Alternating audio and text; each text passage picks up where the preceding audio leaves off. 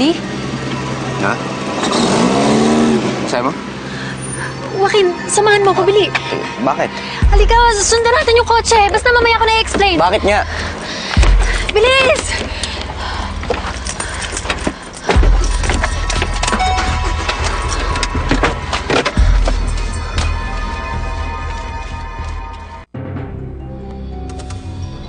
Teka, Ashley, bakit ba kailangan natin sundan to sa sakyan na to? Sino ba yan?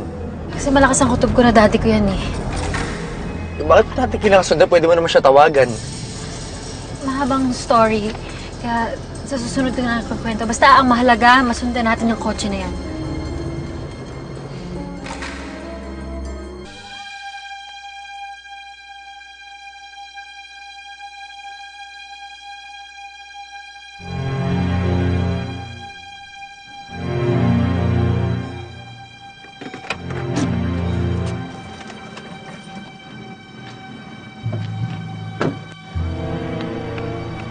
Saan na yun? Ba't bigla nawala? Hindi ko alam.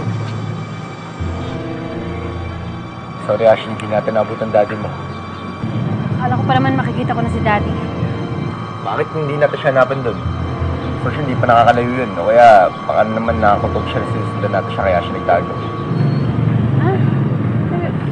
Saan naman siya magtatago, ha?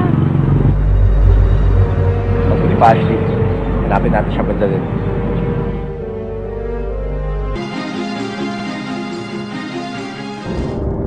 Tayo. Sigurado ka ba daddy mo yung nakita mo? Hindi ako pwede magkamali. Alam kong si daddy yung nakita ko. Tumitanod, mabuti magtanong tayo. Sir? Pwede po magtanong? Hindi, ano ba yun? Hindi, wala ho. Salamat na lang ho. Sige.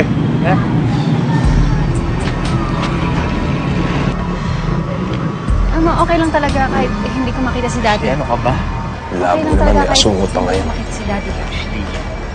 Babalikan kita, Ashley. Para masigurado natin daddy mo talaga yun. Pero baka nagkamali lang ako. Baka hindi talaga si daddy yung nakita ko. Sige, mabuti ba hanapin natin siya?